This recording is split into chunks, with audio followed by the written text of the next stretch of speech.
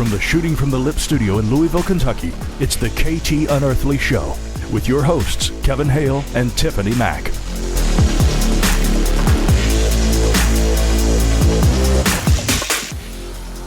What is up? Kevin Hale coming to you live from one of the Shooting from the Lip studios on the one end of town, as my co-host is on the other end of town on this Friday night, July 29th, 2016. It is the latest KT Unearthly show. Kevin Hale here with my partner in crime, Tiffany Mac. Tiffany, what is up? Oh, it's been a great day. Both you and I have been pulling our hair out. That's what I'd like to start with. And it's been crappy, like really rainy and just misty and just not very good and very humid. So that makes me, gets me a little frustrated. You know, you're hot and sweaty on a Friday night and all you want to do is sit back and cool off and relax. But, so yeah, that's where we are. That's where we are. It rained. Yeah, it started to rain at my end of town probably, 8:30, and it's been kind of, but actually need the rain. Why are we talking about rain? I don't know. Where are we talking yeah. All right. Some social media plugs. You can subscribe to our show via iTunes or YouTube, Twitter at The Shooting Lip, Tiffany's at Tiffany Mac _ET, mine at Kevin Hale 423. You can like us, follow us on Facebook and Instagram, Shooting from the Lip. Also, we have the KT Unearthly Show Facebook page. Follow us there as well. Like us there. Live tonight via Blog Talk Radio. Tonight, we're bringing on 3 guests, so it's a 5-some tonight. Thom Reed, Melanie Young, Kevin Titus. They'll be joining us soon, and I'll turn to you in a moment to give some quick bios on them, Tiff. But as we have been doing with our shows to take a little tongue-in-cheek off our KT Unearthly show name, we started off with the TK Foreplay, which is a quick type of paranormal news item, if you will. And I found one we'll throw at you. There was a corpse, supposedly they have what they are deeming the world's first proof of an alien visiting the planet or Earth, whatever, to the point where they're calling to have DNA tested. It's a tiny winged frame reptilian alien, if you will. Alien investigators are saying it's the real deal. I sent you the link. What did you think? Or well, this is really funny because, first of all, it ties into our guest, Melanie Young, who also has this anomalous skull, and we'll talk about that later. But so this creature, it looks like what would be deemed as a fairy. It has wings, it has a humanoid shape, but it's teeny tiny. And what always amazes me is that, man, there's so many hoaxers out there. How in the world can someone create such a beautiful little creature? And I know that it was found in some fluid, and it was in an office in Mexico, and people are discussing this little dead body, and it just seems really cool. If they end up doing some really good DNA testing, I would like to see the results. I've seen it in different documentaries, and it looks amazing. I don't know. What do you think? Oh yeah, I'm with you. I'm curious. I can't honestly, when I see things like this, especially a winged little lizard type being, if you will, my first reaction would be like, okay, come on. This is something that got probably in the trash bin from a B movie, and maybe. But maybe. For some people who are pressing to have the DNA tested, let's wait and see. I'm let me game tell you, for the results. Yeah, me too. But the other interesting thing is that they actually took X-rays of this creature and did find that there's bone inside, and it looks like fibrous tissue and stuff like that. So I don't know. It looks like it could be a really cool hybrid creature of some sort. So, we'll definitely keep an eye on that. So they say that every day, what is it?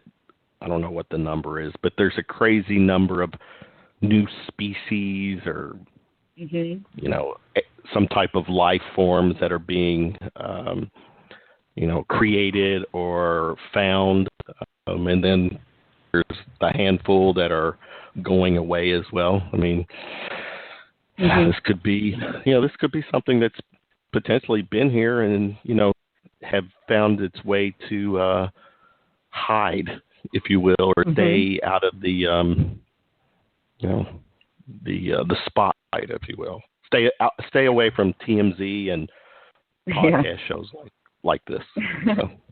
Well, what the other thing that I had thought about this creature is, like you said, so many creatures are found all the time. But then again, think about how many go extinct every day, every year. Right. And this could have been something that our ancestors recognized as either some type of reptilian creature or a humanoid creature, fairy-like creature, and they're just gone. Maybe they've gone under the earth and are maybe even hibernating for 100 years, 200 years, 1,000 years. Like different creatures do. There is, I'm convinced that there are things that lie dormant, and, that have been here for years and, just waiting to either. Cicada. Look, the cicada there you does go. that, right? All right. Right. That's a good point. Yeah. So, interesting. Okay. Well, let's get the party started. Tiff, let's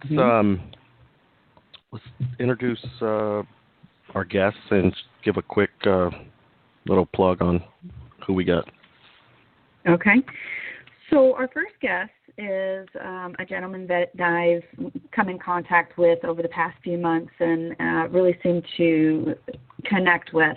His name is Thom Reed, and he's the founder of the renowned model management agency, Miami Models, from South Beach, Florida. He was a talent manager, booking agent. He's done a lot of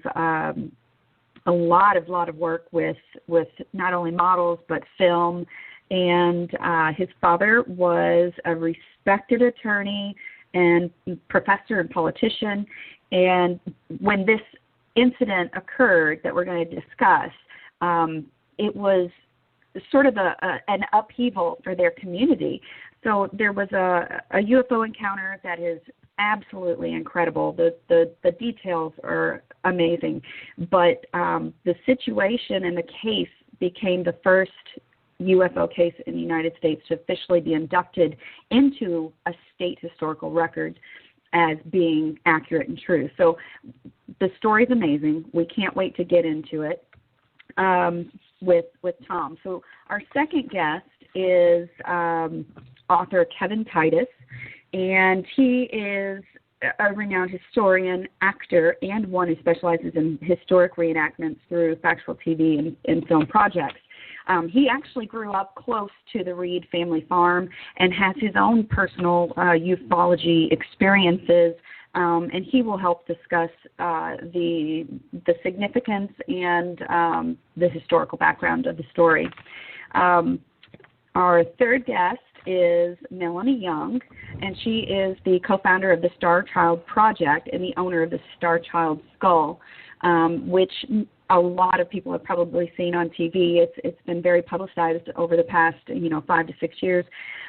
She was a neonatal nurse in Texas, and she actually has treated children for some crazy conditions, and she's hoping that in order to study this skull with these anomalies, that it may be possible to help other children in the future with different genetic and anomalous attributes and issues. So let's first bring on Thom. And tell us about your UFO experience and the event of 1969. Hey, guys. Thanks for having me. This is going to be a great show. We've got so many people on here with a lot of factual information to share with you tonight. Sure. I think that maybe I should focus with, I guess, it was late. It was September 1st, 1969, and there's a renowned ski resort, or now it is anyway. It used to be called Butternut Basin. Now it's called Ski Butternut. But it's in Great Barrington, and it's one of the largest ski resorts in the area. And I was actually riding September 1st on a horse there in a competition for 4-H when I was 9 years old. And my saddle came loose, basically, and I had to be removed from the competition because, I was sliding off this horse. And so we left fairly early, and we had friends bring, the horses back, and we, I was a little unhappy with the whole thing, obviously, because I couldn't continue. So my family decided to take me out for, a burger and an ice cream, that kind of thing. And we stopped at a place called the Meadows, which I'm sure Kevin online knows where that is. And we were picnic tables in the back. I had my burger and stuff, and we hung out. And after we shook it off, my mother decided to go back to Village on the Green restaurant, which still sits in town today. It's closed up. It's got paper, in the windows and everything. But, we decided to go check on it because at the time, the cook was staying open late because it was a holiday, and we wanted to be able to, catch that later crowd. So my mother went back to put the money, in the bank and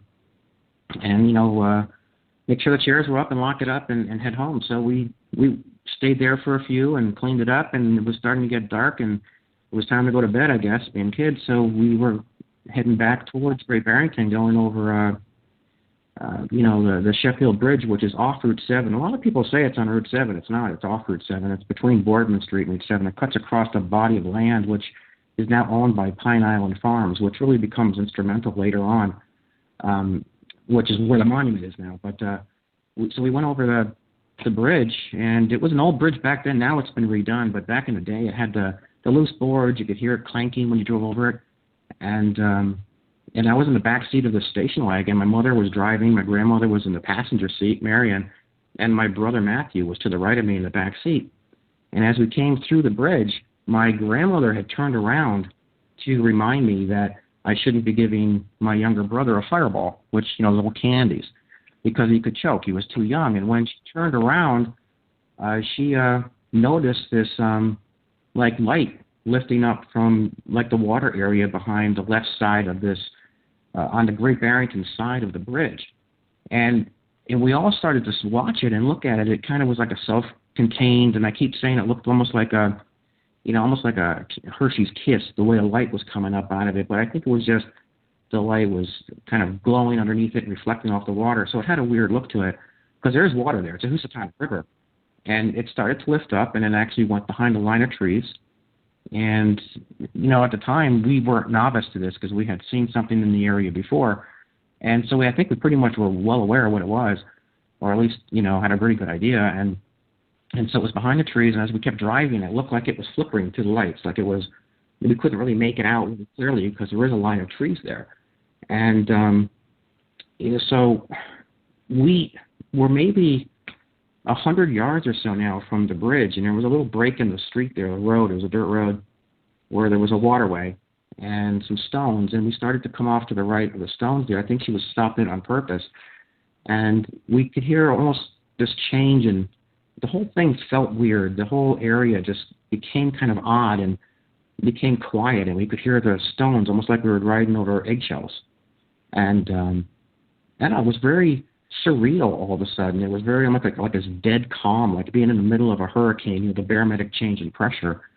And it just felt weird, and it became extremely just subdued, so like just dead. And we sat there for a minute. We didn't hear a peep, and not a bird, not a cricket. It was just subdued, And all of a sudden, bang, there was an eruption of crickets and katydids, and this light came into the car itself, and we could see the dashboard. I could see my mother. I could see the inside of the car. And bang, that was like the last thing I remember. And then I remember, being in what looked almost like an airplane hangar. And I keep saying to people, that I don't know where this was, because where we were was certainly a hell of a lot bigger than what we just saw.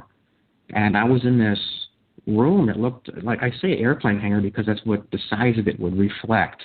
I'm not saying it wasn't an airplane hangar, but there were a couple unique things about this. I remember being next to tables with wheels on it, almost like when, and I had a lot of references from school back then because we used to have these, projectors on these tables that had wheels, you rolled them around. And I remember seeing something like a table like that, reminded me of something I would have seen in school. And then it was a wide open area, and I remember at the top ceiling where it met the far wall in front of me, which was probably, I don't know, I was smaller, so everything seemed bigger too. I got to be honest about that. But I remember what looked almost like fluorescent tubes, like a light, like one single fluorescent tube, and then a space, then a fluorescent tube, then a space. And this went on for maybe a dozen or so to give you an idea of if these tubes are maybe 3 feet long, how, or what have you, how wide this or long this place was. And then I remember someone coming towards me, and I remember being grabbed sternly by my left arm. And I wasn't walked like nicely or as if I was being a guest somewhere. I was almost like the person was behind my left arm, almost pushing me as I walked out this area and into another room.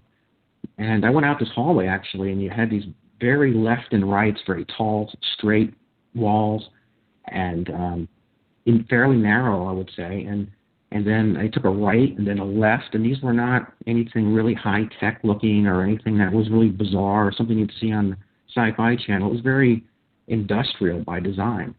And then I went into this room that had a wall that bowed inward, almost like a coffee can would, how it bowed in like a C or what have you, and it almost looked like it was like a glass to it. And there was a pocket off to the left and a pocket off to the right of it. And I believe they were both exits. I know the one on the right was. And I was just sitting on this area, this like table type of thing or stool or what have you. And at that point, I was not alone. There were like 4 or 5 other individuals in there. I did see something that looked very odd. It almost looked like a bug or something, an insect type of thing off to the left.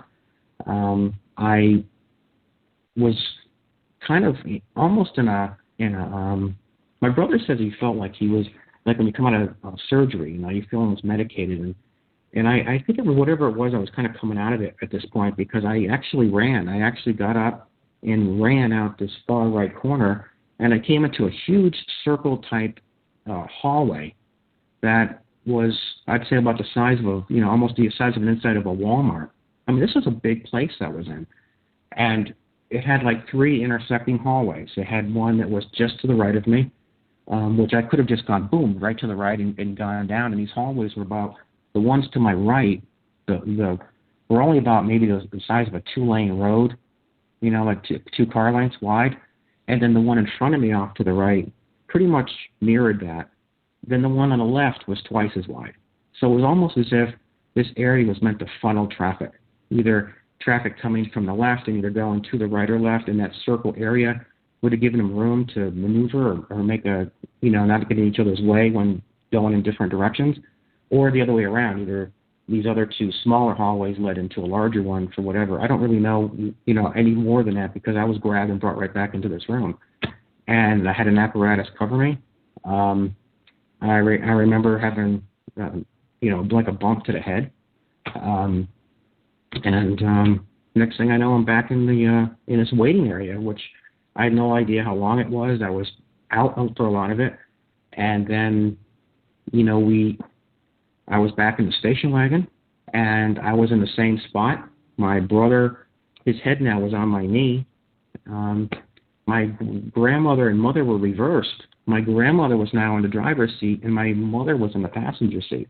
But I didn't know this because I wasn't awake yet. But my grandmother, actually, being that she came to first, had taken the station wagon and gone further towards Boardman Street, which if you know the area, which Kevin does, but turned around and went right back to town because she went for help. And we lived maybe, 4 miles from there. So being at our restaurant in that little shopping area, Silks and the gas station and so on was only, a little over a half a mile maybe.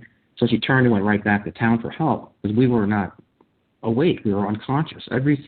Three of us were, aside from my grandmother. And she wasn't herself either. And so when she went shooting into Great Sheffield, she actually went by the first entrance and went into the green further, turned around and started heading back towards Great Barrington, but inside the green, and stopped in front of a store called Silks. And that becomes important too. She actually went in thinking that this was like 20 minutes later. In fact, it was 3 hours later, and they were closing up. It was almost 11 o'clock. So when she went by and spoke to the clerk there, it was kind of like a drugstore back then, and she wasn't herself, and she was kind of walking aimlessly, I worded, because she didn't look like she really knew where she was. She didn't have a definitive direction on where she was going. She was kind of out of it still. I came to when I heard the driver's door slam, I guess is what I'm assuming, because she wasn't that far in front of the car at this point. And I got out and realized no one else was responding, and I was like nervous and kind of in a panic. I was 9 years old, and they kept calling, Nana, Nana, Nana, you know. And so I got out and ran to her, and I walked into Silks with her, basically, just right behind her. And she was in disarray. She didn't know where she was going, and I was grabbing her hand. And by the time we got back to the car, my mother was now, awake, basically. I say awake. I don't know another word for it. And, so we drove home. My brother, as far as I don't really remember him even being awake. I just remember, him being kind of out of it. But that was basically what happened in '69. Now, unknown to me at the time, Gina Paul, who used to live on our street, one of the few people who lived on our street, I used to walk to the school bus with her. We lived on a really narrow dirt road, and it was a long walk to school. It was like, eighth of a mile, almost a quarter mile. And so the four of us, Gina, her sister, Marissa, my brother, and I, we all kind of met at the bus stop. And she actually was one of the few to give testimony to the Historical Society that she actually was at a barbecue that night and witnessed the same thing, or witnessed the craft in this glowing light. And so were a lot of other people that gave testimony. And then we went into work. My mother, we used to actually, a lot of the time, we'd go into the restaurant before school. And I used to have the cook make me pancakes, whatever I wanted. It was kind of cool, actually. I had this little banana seat bike, and I used to ride across the street down to Sheffield Center School. So a lot of kids in the area and their parents used to hang out there because it was like that little centerpiece. It was like the pulse for that little community at the time. It really was the only restaurant in town, so it was where everyone met. And so with what my mother and we had shared prior to '69 and '66 and '67, when we saw these, crafts before, like I said, it wasn't a one-time incident. This was a lot of stuff was happening back in the day. And there were witnesses from Lake Mansfield, the Housatonic River. I mean, it was just insane. And so we were one of the first to really discuss it, and it turned people away a little bit. I think people were, what's wrong with this, these people, because we weren't actually from there. We moved there. My mother actually moved there from Colorado. And so we were kind of new, and my mother had a 60, I think it was a 66 gold Mustang fastback. And so we were a little more trendy, I guess, for the area in its day. At the time, it was really just a farming community. Now it's, there's a lot of money there now, but a lot of landowners and so on. But back in the day, it was just really just cornfields, and so I think it was a very tough crowd to kind of get the support you or be on your side when it came to this topic. So my mother had a very tough time, with the restaurant, being a single mother, and she was only 29 or 30 years old. So it was tough for her. So she left. She couldn't take it anymore. So my grandmother and the cook and Gina Paul's mother actually ended up working there for a while. And so things changed. People stopped coming in. There was a lot of talk, a lot of some were supportive, some weren't. But with the '69 incident and so many other people seeing it, it was a reckoning to some degree. It started to come full circle. People were like, wow, we saw it too, or my aunt saw it, or my daughter saw it, and all these kids started drawing these sketches of these UFOs, and one girl drew a little green man from Mars in my fourth grade, and I said, they're not green and they're not from Mars, and it became that kind of a thing. It became kind of a community topic or conversation. And the days I took the school bus to school, the school bus driver today still remembers the conversations and the fights on the bus, the push and shove and the making fun, and kids are. So this whole thing with the children and the school bus and the Sheffield Center School and our restaurant becoming what really was kind of a hub for all this conversation later on, like when I say later on, I mean like 2015, there was a lot of, testimony, and people still talk about it today. And WSBS Radio, which is still in town today, broadcast it back in 1969. And there was a report that came out from, this was it was a CE1 classification during 1969, September. There was a J. Allen Hynek classification that came from 4 or 5 people from South Egremont, which, reported it. And so, again, there was a lot of chatter and talk. And because of the change in natural progression... Kevin Hale is not available. Record your message at the tone. When you are finished, hang up or press pound for more options. You there? What was that? Anyway, where was I? Yeah. So now you're talking about J.Allen Hynek.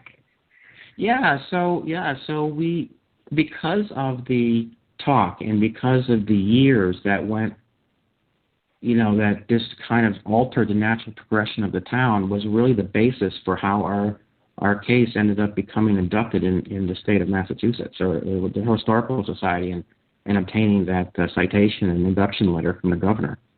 So it really, a lot of people say, well, your abduction case was entered into record. No, it wasn't. The incident itself, our restaurant and the event and the way it altered the natural progression of the town was ruled or decided on as deemed historically significant and true to the area.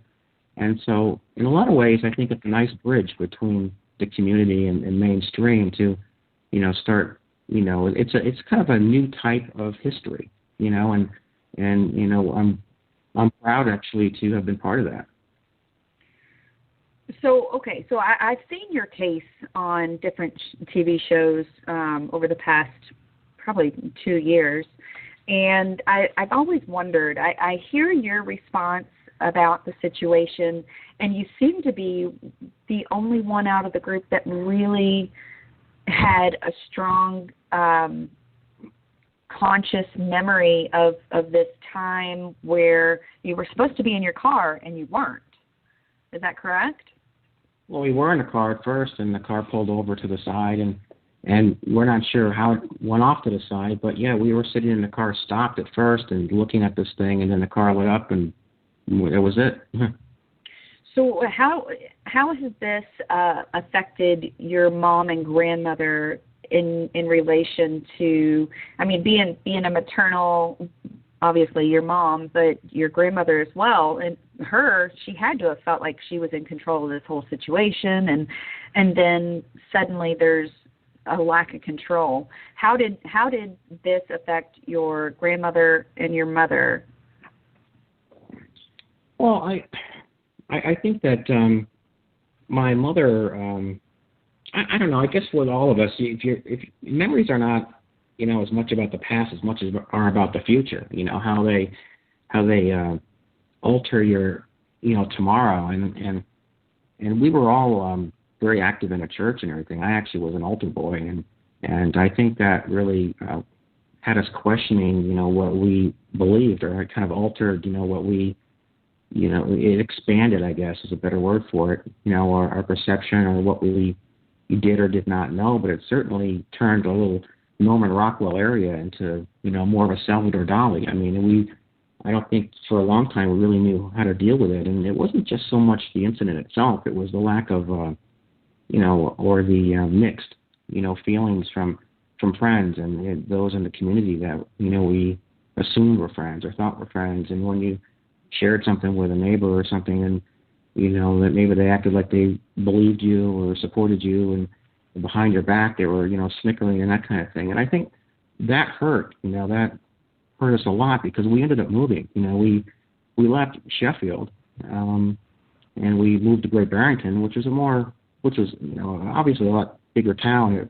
Actually, these days, it was actually, I think 3 or 4 years ago, it was rated the #1 small town by Smithsonian Magazine.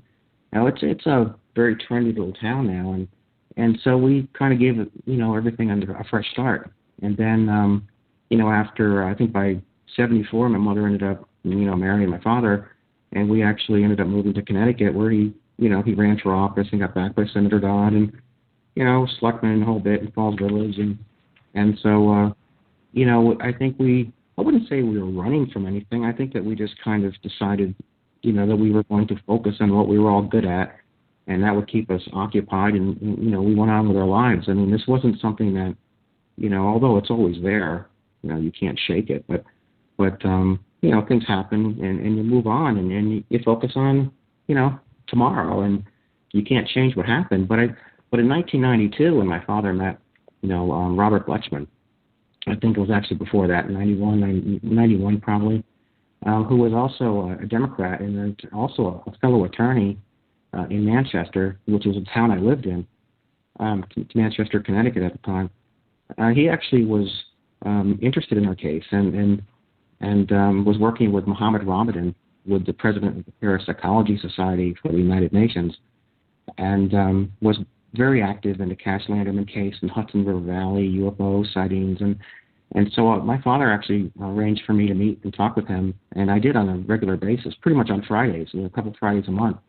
I used to get out and take my motorcycle to work in East Hartford and stop by his office, and he had a nice picture behind a chair that I sat in, which showed a craft that was underneath a body of water that was supposedly taken by an officer in Hudson, over the Hudson, in the Hudson River.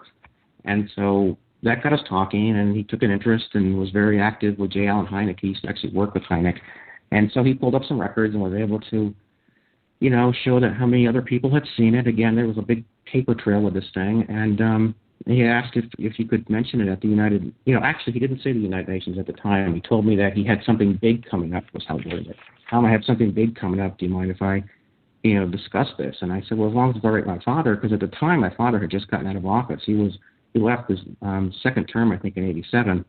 And so, we don't really know if he, what his aspirations were, but I don't think he wanted his name plastered all over the place. But anyway, so Robert Bletchman actually did organize a symposium with Mohammed Ramadan. Our case was not a front runner by any means. I think he just wanted to reference the atmosphere that we felt, or that change in pressure, or that hollowness that we experienced, because at the time he was very interested in Cash Landerman's vehicle. And that was his front runner, I think, for this discussion. And so with that, on October 2nd, 1992, Bletchman, we legally retained him. I actually gave Bletchman a check and signed an agreement with him. And he actually went and it was I think he discussed it in the library of the United Nations, not actually in front of in front of our panel or anything, but it was still discussed at the UN on October 2nd, 1992. Then 14 years later, my father actually lost his life under very peculiar situation, or under, suddenly on the exact same day. So at that point, the news story picked. It actually made the New York Times, my father's passing.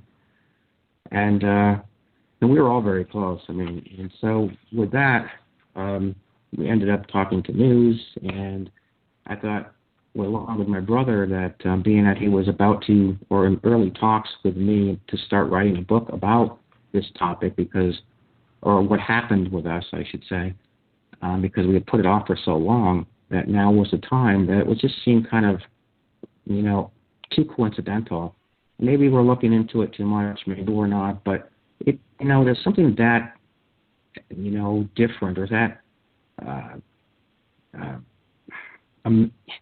to have a case like this, and then have someone like Bletchman take it to the United Nations, and then lose your father, who's a politician, who's writing about it with you on that same day, was too much for us to not look at what we think it really was. That maybe something really did, happen to him that was on purpose. And so the CDC actually was called in by the mayor of Bridgeport, and actually looked into his office and so on and so forth. And that building was closed down, and it's been shut down to this day. My father was given a proclamation and a bench in the city green, and so in memory of what happened to my father, there were, there was quite a turnout to his funeral and everything else, and then later on his credentials carried over to the Great Barrington Historical Society, and then of course everything, everyone just kind of sunk their teeth into it and looked at this thing from all points, and next thing we know, we get a letter from the governor. So that's kind of how this whole thing happened. But again, it wasn't isolated to us. I mean, there was a lot going on in that area, and Kevin is online. I mean, he's a historian from the area, and my God, if anybody knows the particulars, he does. Well, being a parent myself, I always have more of an interest in how a situation or experience relates to the family structure, and I sense that you hold a big responsibility. It sounds like you were alert or conscious for different parts of this encounter. But how can you describe any of the beings that were around you? Were they human? Were they humanoid? I saw some images that you drew about some strange, like you said, bug-like creatures. Can you describe them at all? Yeah, I mean, what I saw was, in a lot of ways, it had a very human aspect to it. But the insect thing that I drew as a child, when I went into fourth grade and all these kids had drawn what they had seen, I was saying, no, that wasn't it. And again, I'm 9 years old, but I'm remembering what I saw, and I had a lot of references for what I saw because, at the time, the craft that we saw, I referred to it as looking like a turtle shell because it wasn't shiny chrome and all that. It looked like a big, tarnished-looking turtle shell. I mean, that's what it looked like to me up close. When you saw it up close, without a glow on it, that's what it kind of looked like almost like panels. And what we saw, or what I saw in that what I referred to was like a bowed inward room. It looked like almost like what we saw, almost looked like an insect. I mean, that's what it looked like. It looked like an ant to some degree. And whether it was like uncanny valley, whether it was a real thing, whether it was robotic, whether or not it was I don't know. I mean, I know what I saw, but I don't know if what I saw, I can't go any further than the vision I saw, but the vision I saw, it looked like an ant on two legs. And I've always said that the head looked like the shape of a football, the body looked like almost like a teardrop type of thing, stick-like legs like bamboo, and it appeared alive to me. I mean, that's what it did. I saw two of them, actually. My brother saw them, too. And so whether or not, I go back to looking at, what we're doing with genetics now and how we're, taking a monkey with a jellyfish and now its hair glows, and how we're playing with cows and spider silk. We're, playing with the genes and DNA from a spider and having a cow produce silk instead of milk. And so if we're talking about a more advanced civilization, then this could have been a different life form. It could have been something that was genetically engineered. I don't know. I really don't. But I can tell you that what we saw was something very different than what a lot of other people experience. And that's why when people say, well, were you on a craft? Were you on a UFO? I don't know. Maybe, what we were on was big, and it looked very simple by design. But what we saw coming by our car there's no other explanation for it. I mean, this thing was in every word, in every description of what you see. I mean, it was a UFO. I mean, it was a flying vessel. It was a quiet vessel. And it's just when it appeared, everything changed. As it moved, it changed the environment along with it. By the time it got to our car, we felt different. It affected the area. I mean, everything went silent, like almost like it flipped a switch off on life, and boom, it was dead quiet. So there was an entire, field of some sort around it. And if you look at the police reports from Steve White and those who investigated our case, I mean, they did find, some very, magnetic anomalies on the vehicle and stuff. And so then I go back to looking at, the testing that they've done with ELF or, with the neurons and how the electromagnetic fields affect your head, and how you can create a calm or a feel-good state or depression just by these fine-tuned ELF fields. So if it came on to our vehicle and quieted the area, it would have, then again, that's why we felt more subdued. Maybe that was part of it. And then once we were out, who knows what happened. But I think it's odd that we all came to at a different time, my grandmother was the first to come to and my brother was the last. So you would think that maybe we would have come to all at the same time. So there's always been this feeling. My father was a pretty bright man, and he always said that what happened to us and what we got involved in was a lot closer to home than we realized. And that was something I shared with Kevin, the historian, because there is a lot of government. And if you look at the what's around Sheffield, I mean, you have the Groton Naval Base, the nuclear submarine base, not far from there. When I say not far, I mean like within an hour or so. You have Pratt & Whitney.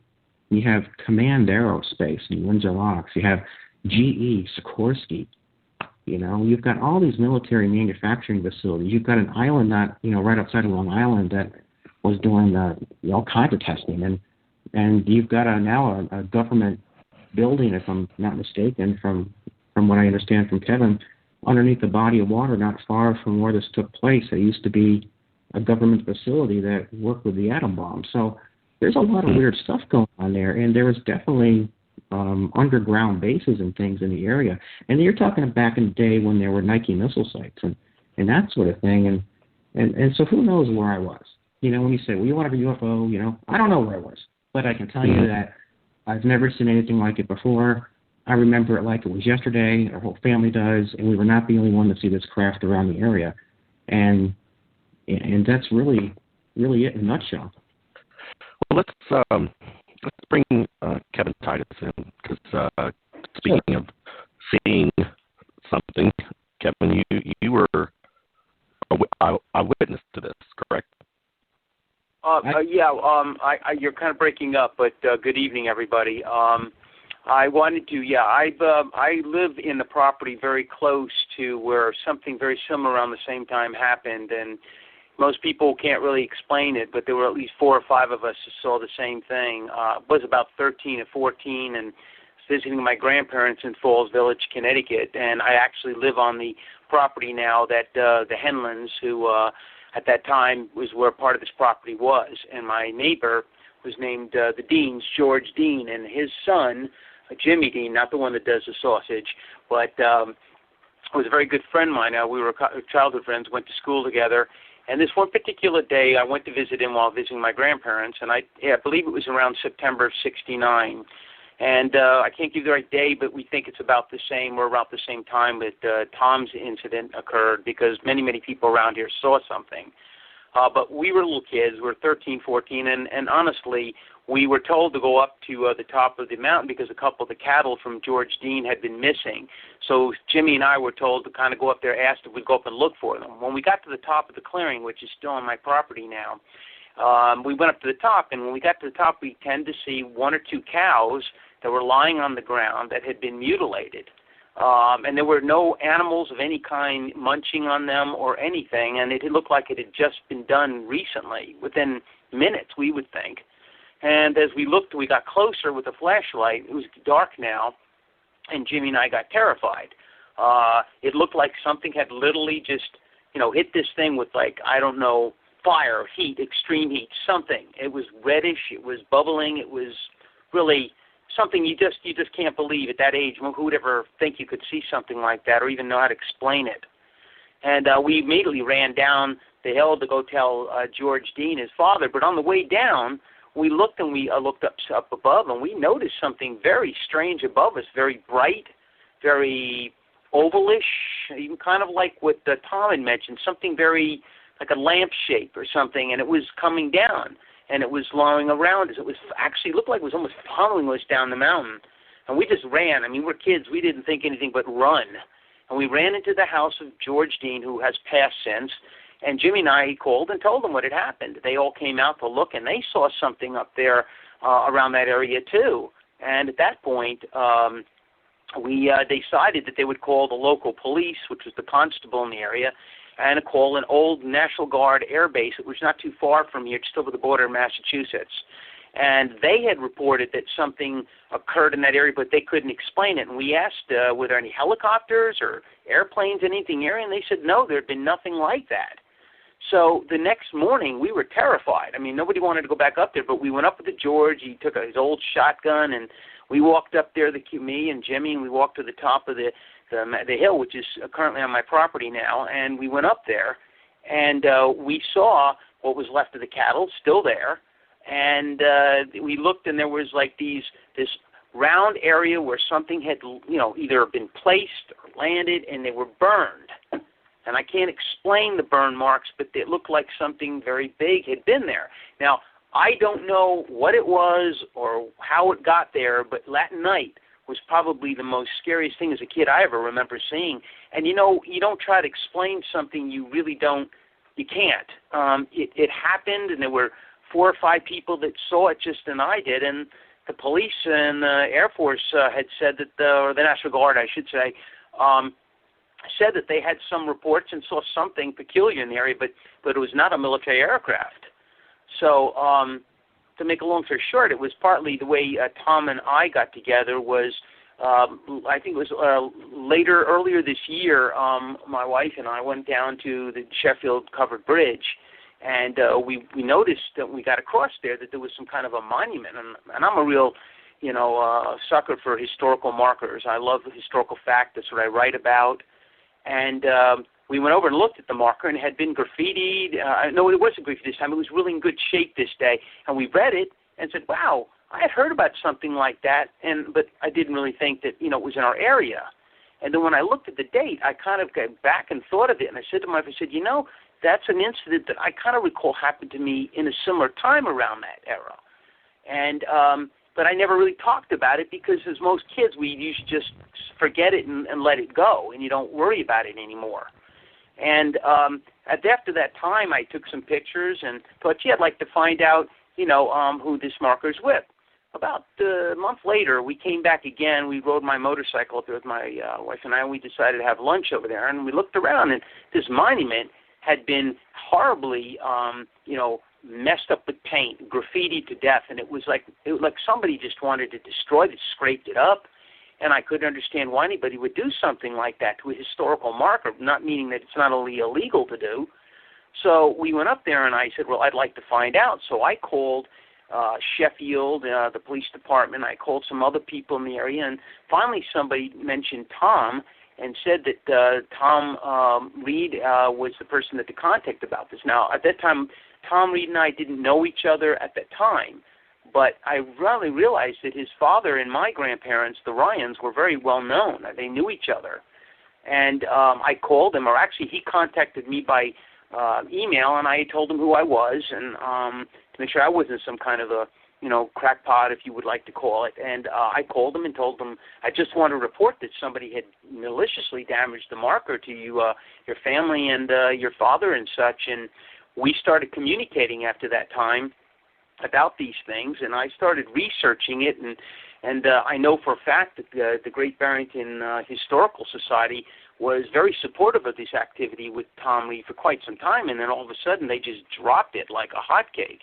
And that marker was thrown about 20 feet away off to the side as though somebody deliberately left it on pallets like they didn't want it to be there for some reason.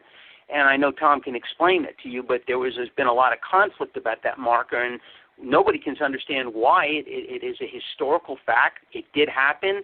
I know Thom to be a very reputable person and reputable, and I am, and I wouldn't make up something like this.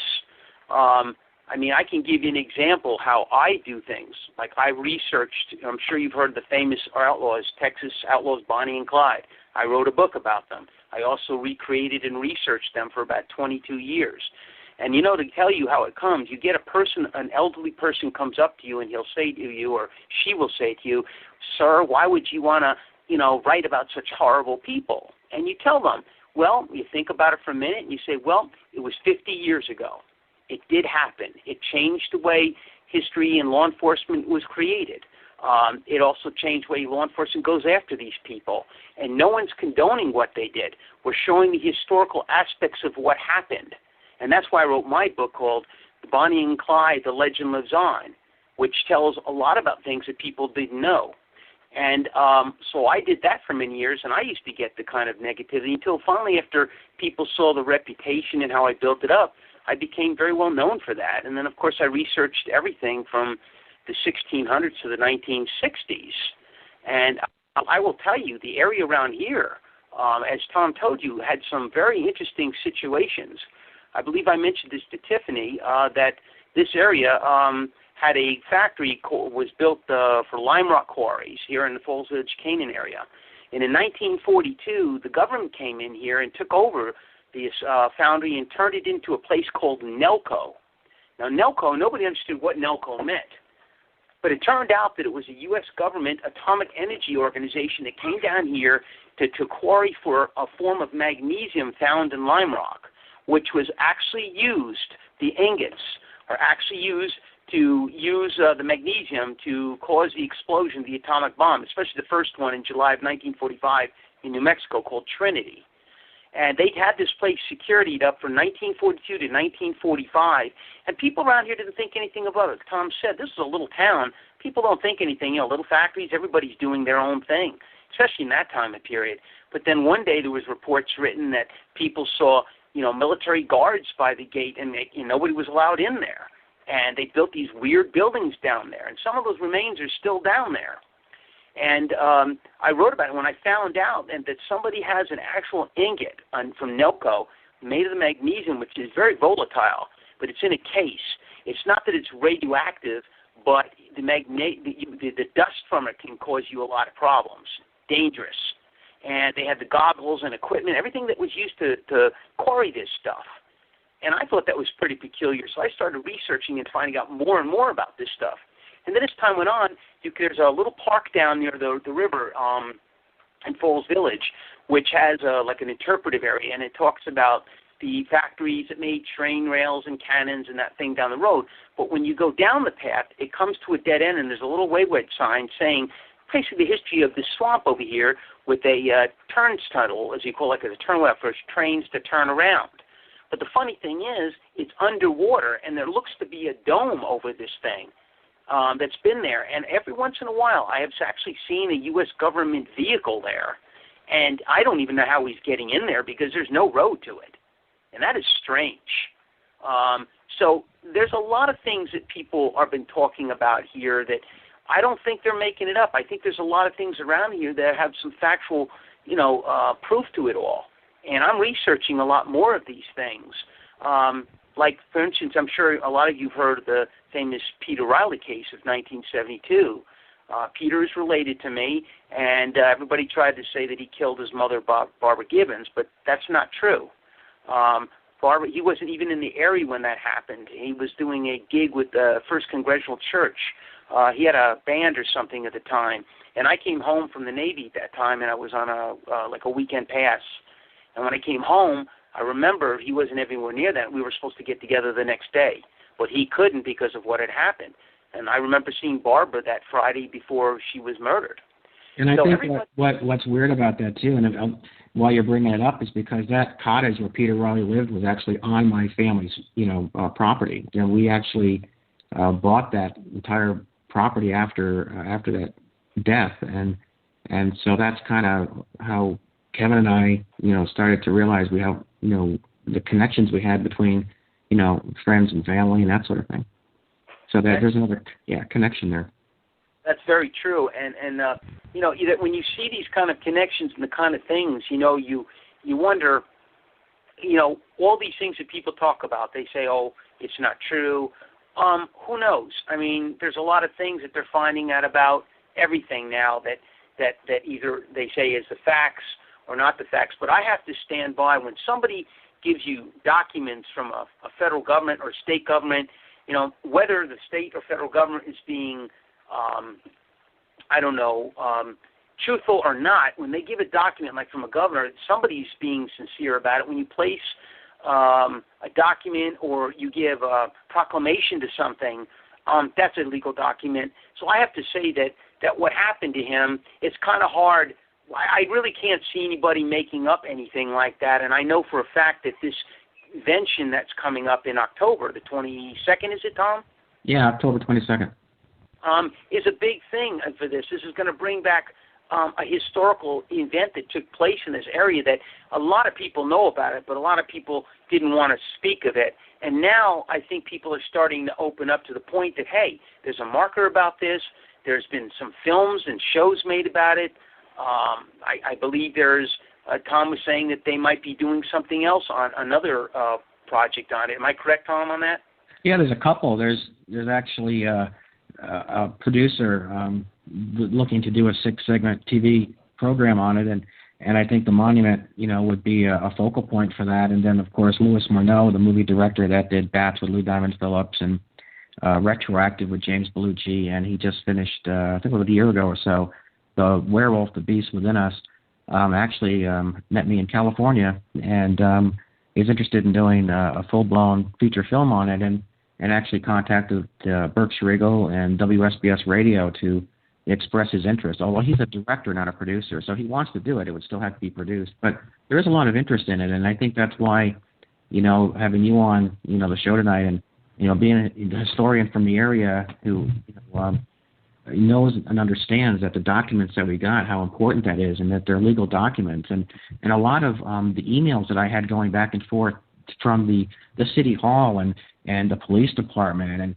and the municipalities and so on the bottom of those emails, it says these emails are public property. So I can actually show these correspondence and, these emails at the conference, and even, so people will realize, just how important and the significance and how there's a little bit of an uptight feeling. Correct me if I'm wrong, Kevin, but, people are very sensitive about this. They're very touchy about it. It's okay as long as you keep it, within the box, but if you step out of the box and people tend to, or the township and everybody wants you to reel it back in, you've got to keep it.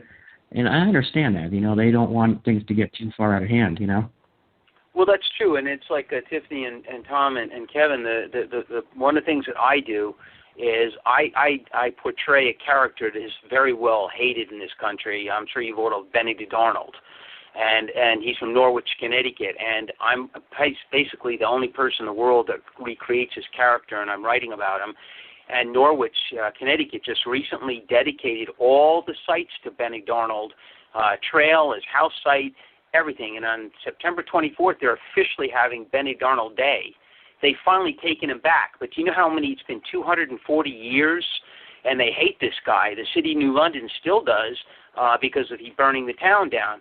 But to make a long story short, that is why I have put that on, because sometimes people eventually have to accept the facts are the facts, and you can't change them, whether you like it or not.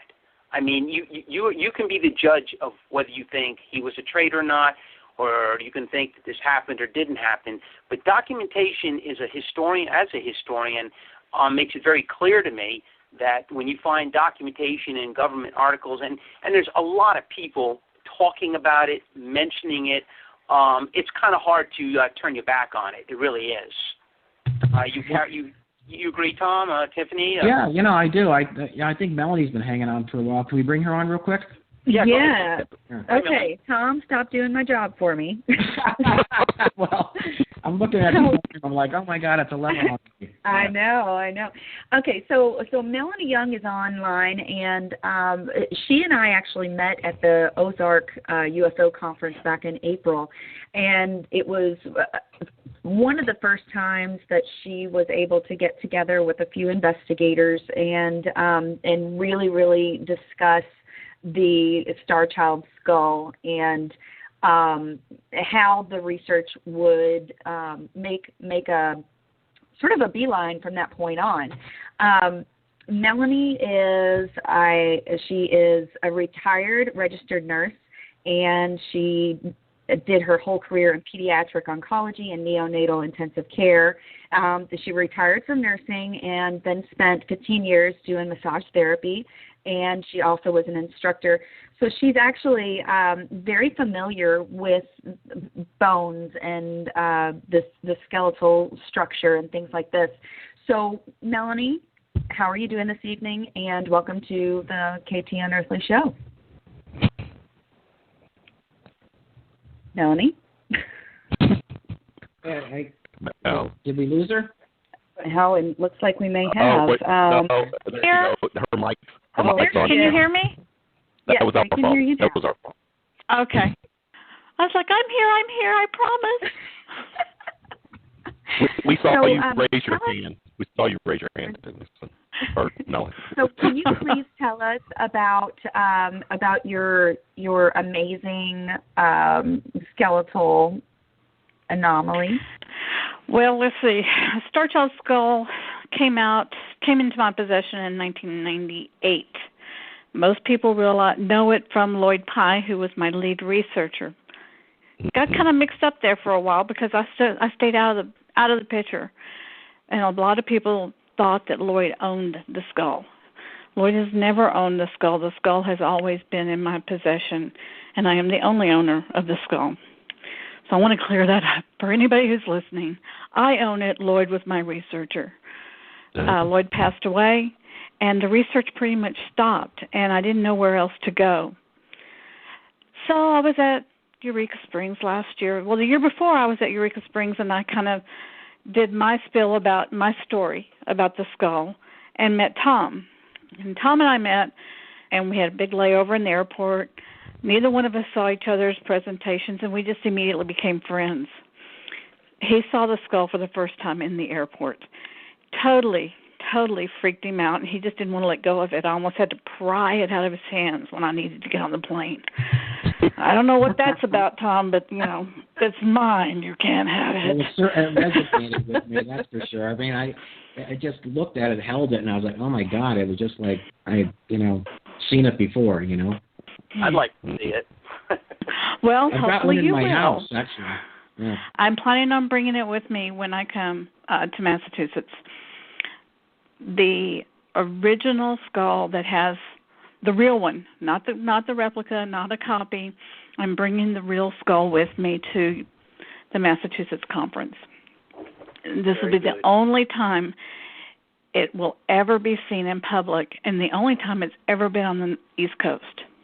Well, a lot of people seem to think, oh, I saw the real one here, I saw the real one here. It's usually the replica you bring with you, correct?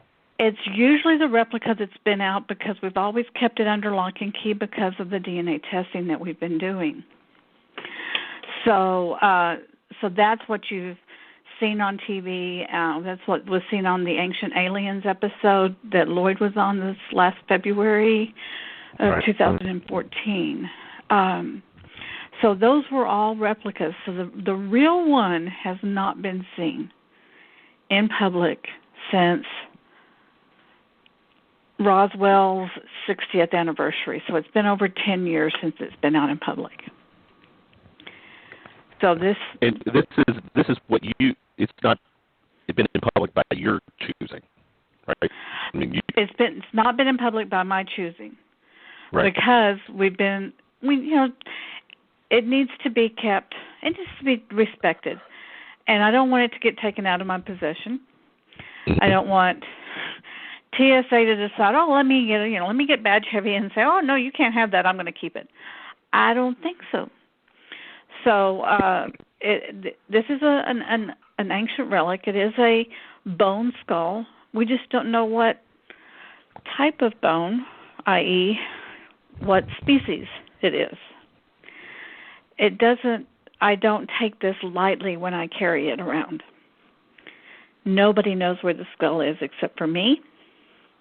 Nobody will ever know where the real one is kept. It bounces back and forth.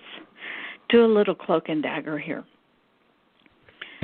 So the investigation that your friend did, did he come to any finite conclusions, or because I am under the impression that it's still under investigation. Is that correct? It is still under investigation because we are doing the scientific research.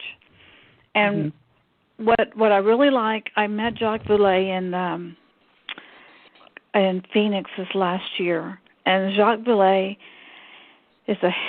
was the scientist who mapped out Mars, for those of you who don't know. And the very first thing he said to me, or said to the audience, is when you study or investigate, you investigate without emotion or without trying to prove something. You just try to find out the answer. And whatever answer that is, then you ask the next question. Well, what I've always wanted to do is to find out exactly what this is, what caused the defects, and what can we find out? What can we take those defects, that genetic mutation, and change things for us today? Okay? So I don't know if this thing is completely human. I don't know if it's part human or something else. I don't think it's going to be completely human, but I don't have any proof of that. So we're doing testing. Lloyd did a bunch of tests on it. The problem we had back then was we couldn't find anybody who was willing to put their name on it. So everything we did up until 2013 when Lloyd passed really is for naught, because we don't know, we don't have any documentation to back it up that science is going to say, okay, you're right. So when I met Chase in August in Eureka Springs this year, and she did her lecture on admissibility and how all of her investigations, any investigation, has to meet the admissibility in court, has to be provable in a court of law. And this is where Thom's case is. It's provable. We've got documentation to prove that it is an actual event. Now I have a skull here that's an actual skull, but we don't know what it is, or if it's human, what kind of human it is, what kind of genetic disorder caused it. We don't know. So until we get that DNA testing done by a credible lab who's willing to put their name on it, everything that's been done to this point is moot. I have a few questions for you. Sorry, first of all, where was the skull actually located? Where was it found? The story I have that came to me, the woman that owned it, that found it, was in Mexico. Well, she lived here in El Paso and went to go visit family down in Mexico in the northern Chihuahuan Desert and in a city called Delicious. It was a village at the time. She went out. Let me calm down a minute. She went out and started just looking around, hanging out, checking out the caves and the mine shafts and stuff, because back in the day, the Native Americans mined silver, copper, precious stones and stuff like that, and that's what they made their living off of. So she was checking out the mines, and she walked into this one cave or mine shaft, and laying on top of the ground, lo and behold, was a skull and a skeleton, a complete human skeleton, just laying there. And that in and of itself was unusual because it was laying on its back like it would have been like a skeleton we see in a lab. All the pieces were there. It wasn't curled up. Nothing was broken. It was just laying there. And she noticed that out of a small mound of dirt, there was another strange-looking bone structure that turned out to be a very deformed hand coming out of the ground, wrapped around this other skeleton's arm.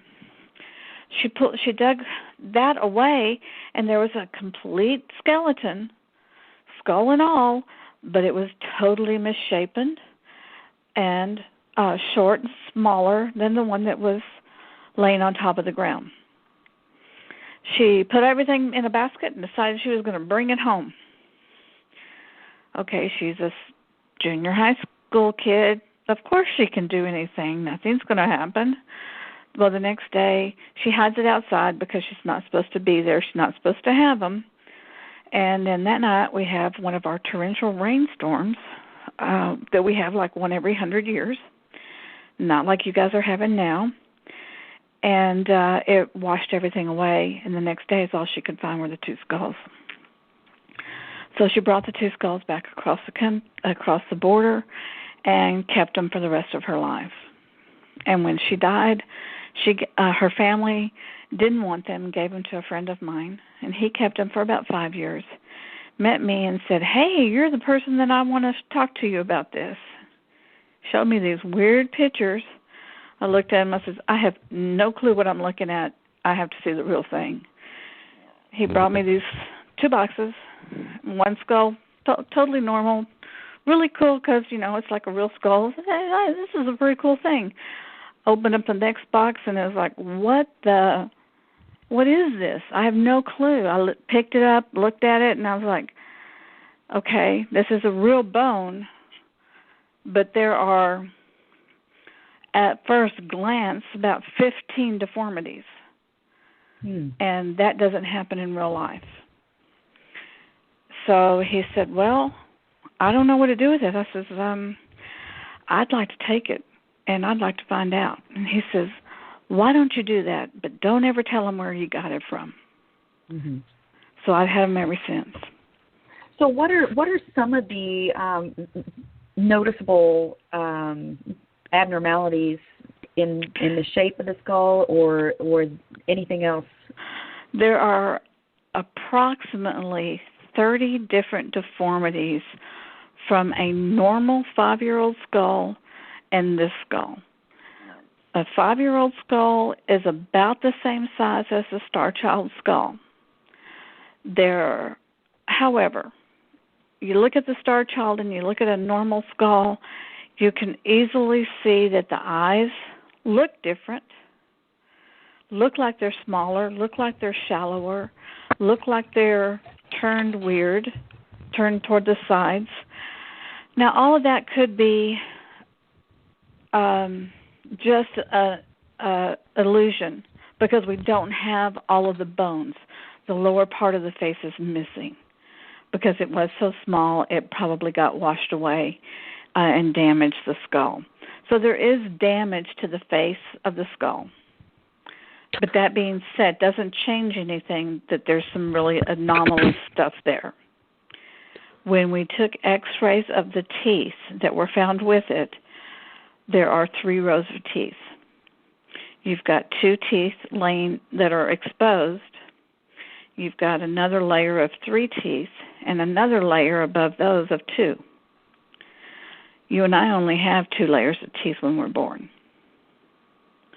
So where does that 3rd tooth come in at, that 3rd row come in at? I'm thinking, okay, this is where, like sharks, their teeth rotate through. I'm not saying this is a shark, but it's just something to think about, that could be a genetic twist that we might need to be looking into. There's so many different things. Go ahead. You use the word deformity, and when you say it, or I hear the word deformity, I discount this skull as being non-human. When I hear the word deformity, I'm thinking it's human, but there's these defects. I mean, if it's not human, then why would we use the word deformity? I can't prove it's not human. No. I'll never be able to prove that if anybody's thinking I'm going to be able to say this is an alien, that's never going to be able to happen. Okay? We don't have an alien DNA to compare it to. So we're going to be able to say at the very end of this is it's a new species. Okay. Oh, okay. Okay? To be honest to God truth, I'm going to, we need to stay on topic. We need to stay with the facts. And the facts are, until I get and even if we get an alien, is this the same thing? If you listen to some of the people, some of the abductees, some of the scientists, or, some of the fringe people out there, you got like 57 different types of alien life forms that we see or hear or talk about. Until I get one that's just exactly like this one, we'll never know. It's a new species. Or this one's 51, that right. next one. Mm-hmm. Right. Mm-hmm. So we just don't know where it fits into where it's going to fit into the spectrum. The reason I have to say deformities is because a deformity is a difference. Okay. Now, right. in medical terminology, if you have one deformity, you're going to be okay. You're going to live. You may look a little different, but, not more different than anybody else. If you have two deformities, no big deal. You'll still be okay. If you have 3 deformities at birth, you will not live past 2. If you have 4 or more deformities, you will not live to make it out the birth canal. You will be aborted early on. This one has 30 deformities, and it made it out. And it lived long enough to have eaten food and worn the teeth down. So, but and if you use our knowledge, this can't be a normal human. If nothing else, it's going to be a different species. Just like there's a difference between Neanderthal and Devanzio, and then there's a difference between Devanzio and us. It's a different hominoid. Okay, bipedal. If you mentioned this earlier, then I missed it. I apologize. But have they dated this skull? This thing is 900 years old, carbon dated by 2 separate labs. Okay, that's the only test I can say for a fact. It's a real test. It's a real result. Okay. So it is 900 years old. We have 2 DNA studies that have been done that have been done by reputable labs. The first DNA was done in '99 at Bold Lab in Vancouver. And I have a lot of clouded issues over this one. Mm-hmm. It came out. Dr. Sweet did it. He did 6 samples. He cut my baby skull 6 times or more and took a tooth and contaminated at least 4 samples. So the DNA that we got out of those 4 samples were from students in his lab. So at the end of the story, at the end of 3 years of him saying he was the expert, he came out, said it was a human male, 5-year-old male, go away, leave me alone. But he didn't come up with enough DNA to explain one deformity. So that tells me that I'm not really going to trust that one. Yes, ma'am. Yeah. Melanie, did you ever do any research on the skull that was found with the Starchild Skull? Is this a biological, like a match? Is this a parent? Is this a mother of the child? Or this is a really cool story. They are not related. They're from the second DNA study came back. We do the DNA studies on both of them, okay? So the first one in '99 said that they were not related, that it was not mother-child. The one that we did in 2003 said the exact same thing. They're not related. And the one in 2003 came back saying that they were, the mother of both of these skulls were of Native American descent, but 2 different tribes. We've never gotten father DNA. So some of the abnormalities in this skull are, first, it does not have the normal sutures in the skull, correct? It has all of the same bones and the same sutures, but they're all different, and they're all deformed, or they're all different. The one thing that we didn't know until I met Chase, and the first thing Chase Kletsky said when she saw the real skull, is she looked at it and she said, "Oh my God, it's got Inca bones." And I'm like, "What the heck? Never heard of those." And this actually has little bitty bones in the sutures on the back of the skull. And Inca bones they're separate bones that are in the suture lines. I've never seen them before in my life, which has been really fun because I've been able to research it now. But those bones are only found in Peru and in the Peruvian area, South America, and in Turkey. But they've never been seen in Mexico. Never been seen in Mexico. And the other skull has one Inca bone in it too. So both of these skulls have Inca bones, but Inca bones have never been found in this area that they were found in. So that's a really cool story. Just that. The Starchild Skull has a flattened back.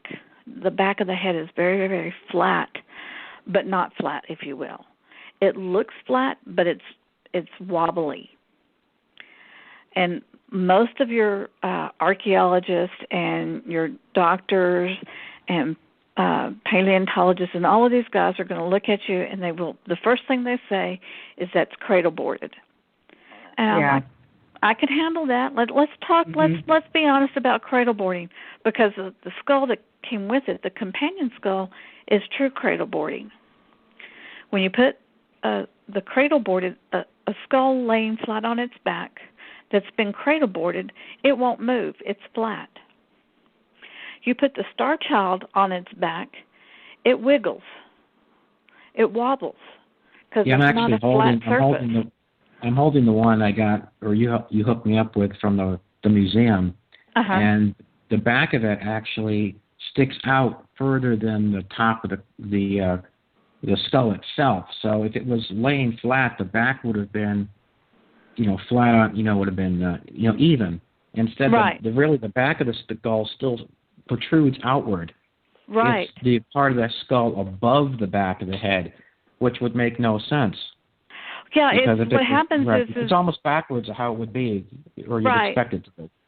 It's sloped in towards the spinal cord, past where all the muscles that attach that would hold up the head. So it's weird.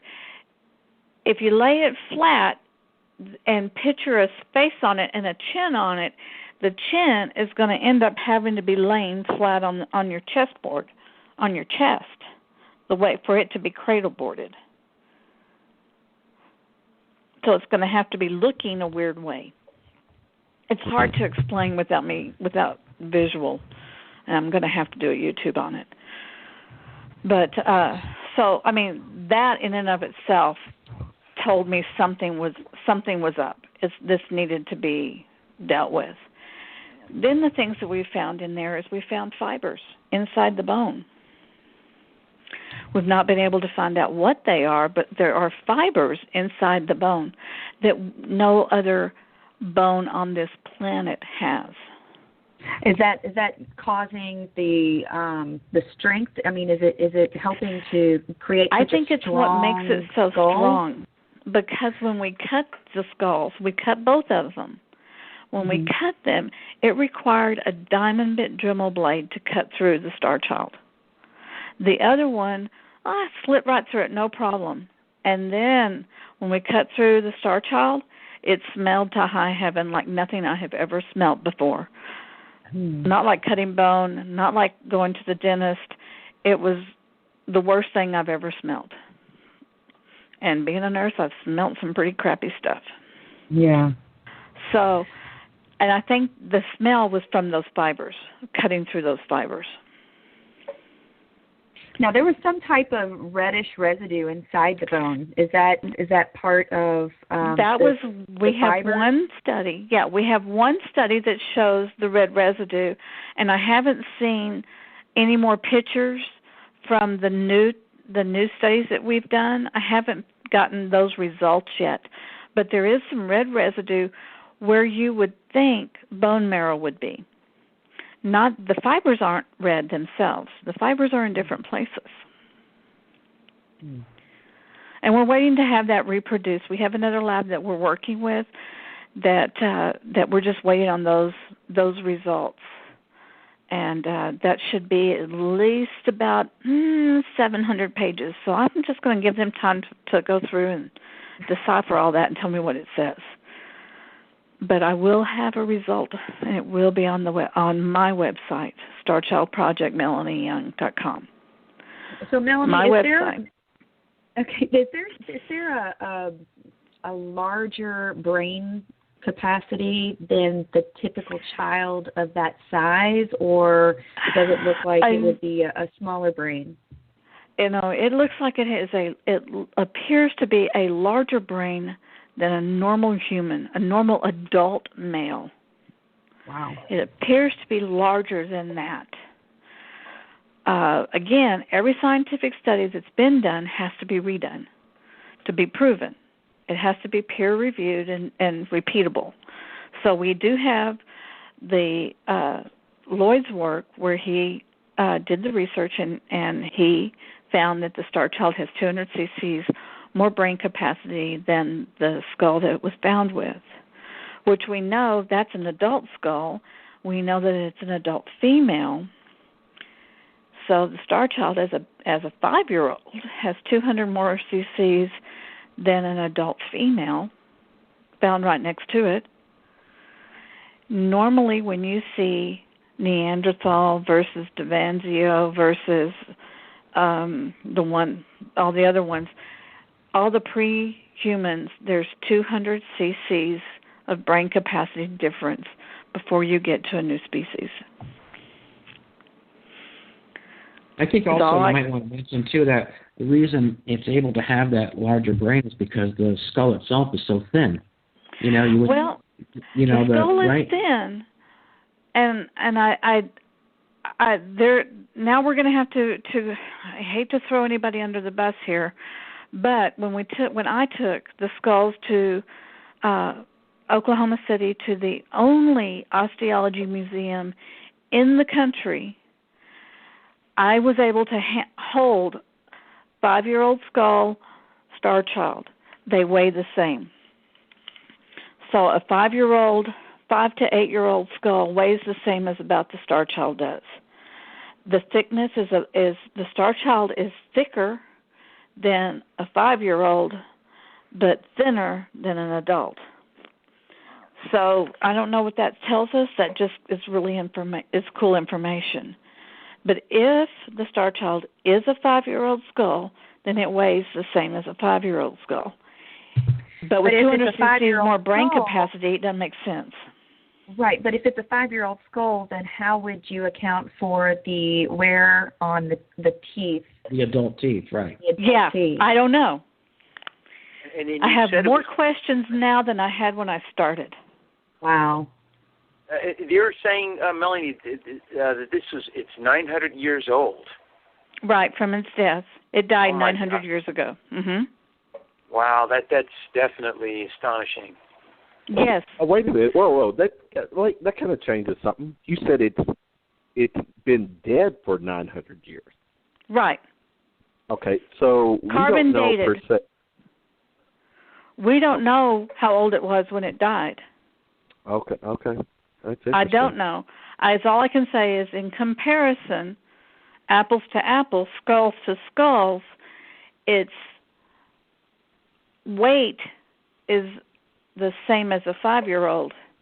Gotcha. The teeth now wear is different. The teeth wear is greater, much greater than a 5-year-old teeth would have been worn. So yeah, that was my next question based on the dental test, if you would. Greater. You're saying greater than 5 years. It has it has the same wear and tear on it as the companion skull that was with it. So they were eating the same stuff for a longer period of time than 5 years. Wow. You're right. So there's a lot more. We're not going to cover any of the. We're not going to get to all the questions tonight because they keep coming up. Yeah. But you're always welcome to contact me through my website, and I will answer any questions I can as fast as I can. Well, the thing that I was just wondering is when it comes to all of the abnormalities, and you're stating that from,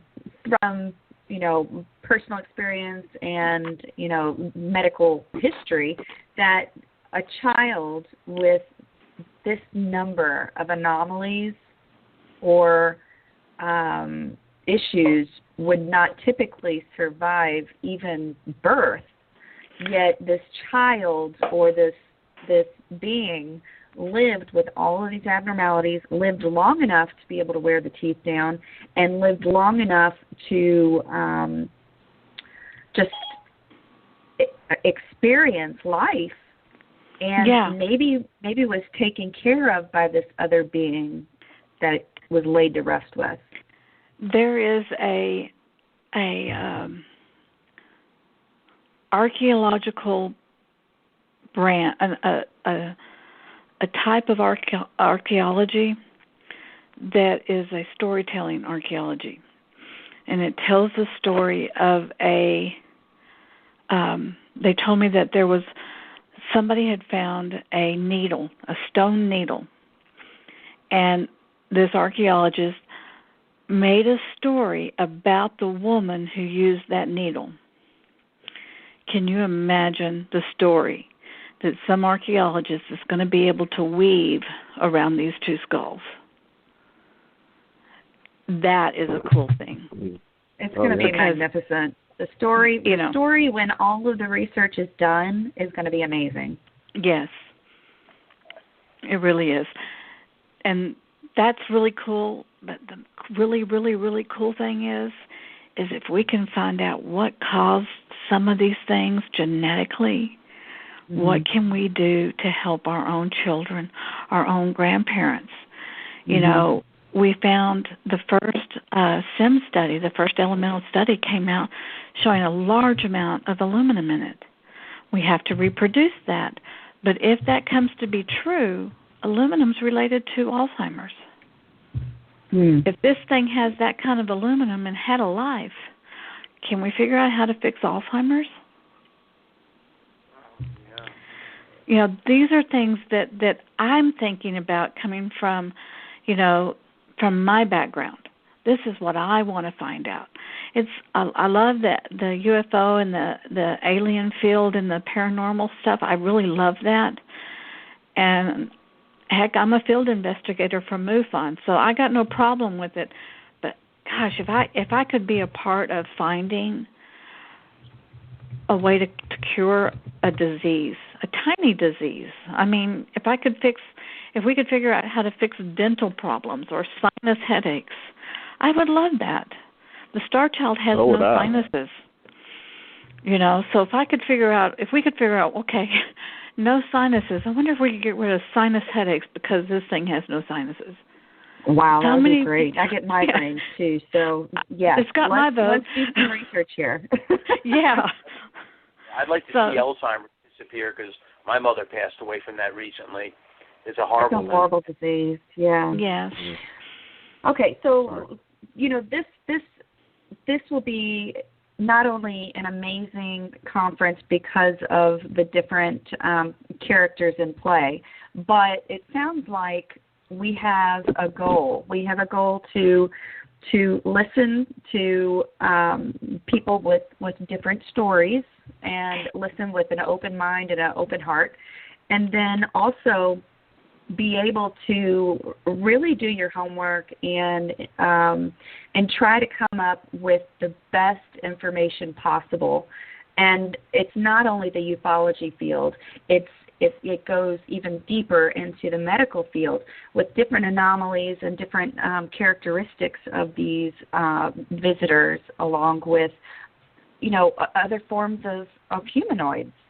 So tell us a little bit, Thom, about our conference coming up, and then we'll go on and give everybody's contact info and websites. Okay? Yeah, sure. I mean, we're gonna. It's really going to be a factually driven conference, and one of the reasons I'm fascinated with the skull too, because when I first saw it, I couldn't put it down. It was just something about it, and I think anyone who holds that thing just knows there's something very rare about it. And so I'm glad Melanie's going to be there. And with Kevin Titus, being a historian from the area who has a wealth of information with, what was happening around that time frame that I think bleeds over to what happened with us. And so again, Ben Hansen's going to be there doing a sky watch at the monument, and going to be going down to the crop circles that were also found not far from our restaurant, and maybe a mile or so from our monument. There were these 2 or 3 crop circles in 2012, 13, and 14 that just for whatever reason just happened to show up. And WSBS Radio, who broadcast the account or the sightings back in 1969, will also be there. And so I think it's going to be terrific. Travis Walton's coming in, so we're going to have it's going to be a great factually driven conference, but it's also being put on by Paraween, which is going to have a little bit of a Halloween twist to it. We're going to bring in a couple, make it more fun for the Halloween crowd because it is an October. So that's going to add a little bit of color to it, but at the same time, it's going to be fun, but it's going to be factual. And so, I think it's going to be different. It's not going to be that wow conference. It's going to be a factually driven conference. And at the same time, that wow factor, I think, is going to really come from the truth being told. I mean, just like the interview I had the other day with Mass Live, I was in an interview with the chief of police, and we were asked, both of us, why is it that this topic doesn't get the respect that it deserves or what have you. And I think it's, that's where we're going with this thing, is that it's time that it did. This topic deserves respect. This isn't cartoons, or colorful television anymore. Whatever the skull is that Melanie has, I'm intrigued by it, whatever it is. The fact that our case was inducted in state, that's a first. Kevin, although I've never met him in person, there's a value there. He's a renowned historian who's going to go out on a limb here and talk at the conference as well, and with the locals. And so I think this is going to be a very powerful but fun conference.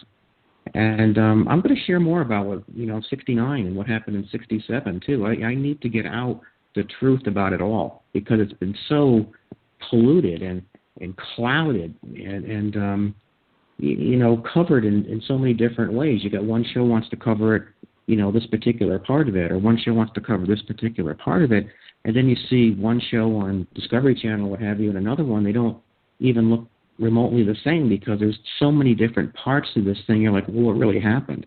Yeah, when they don't jive, you get a little bit of confusion going on, and then people are like, maybe not so much. Can I cut in on that one? Yeah, go ahead. No. Okay.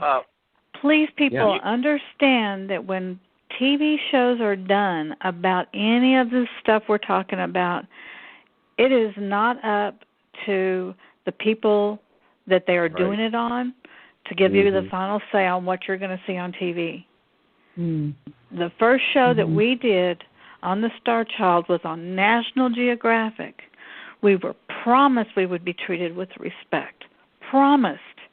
I trusted National Geographic. They came out. We spent 4 days filming here in El Paso. What we saw on TV and what the public saw on TV was some alien plastic suit on an actor laying on top of a female screaming, and my skull sitting next to that.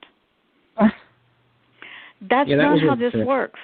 And that was are you describing an alien porn video here? Yes.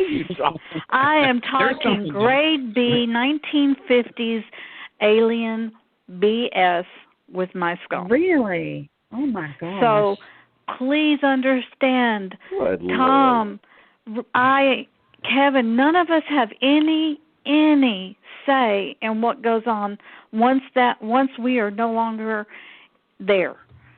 Because we don't edit it. We don't produce it. We sign away moral rights. You have to sign away moral rights. And when you do that, they can use anything. But a lot of these shows will actually, I think, correct me if I'm wrong, Melanie, but they'll film everything that you ask them to, and they'll record it and look like they're going to, do something with it because they'll have the footage. They just don't use it. And I don't understand. They had a 5-hour interview with me and my husband. And when I looked at, I have it sitting here on my desk. There's 2-second snippet of me saying it's a real skull. That's yeah. Well, another thing I'd like to, so that Tom and I both agree that, I the first thing, I think that the historical monument that was put out there being desecrated like that, that's just, in my view, very sick, and it's wrong. And, when you dedicate a memorial to, let's say, somebody in your family, let's say you had a family member that was involved in some incident maybe in the past, and most historical didn't look favor to it, and they destroy your family's grave marker, how would you feel? And I think that's wrong, and this needs to be replaced, and we need to rededicate it. Thank you, Kevin. It does. Welcome, Tom. All of this needs to be treated with respect and with reverence. I'm not going to get any money out of this. Tom, have you gotten rich lately? I think I've spent more than I've ever made. Yeah. So. I can tell you Travis Walton, who has Paramount behind him, doesn't have any money. Those of us out here in the field trying to find out what's real are not making a dime. We lose money. It's not about money. It's not about money. It's about making sure that people are held accountable for the accuracy of the information that they are trying to release to the public, without making it sensationalized, without bringing up all the bullshit that you can create around such a story. It doesn't even need that. These incidents are so spectacular in themselves.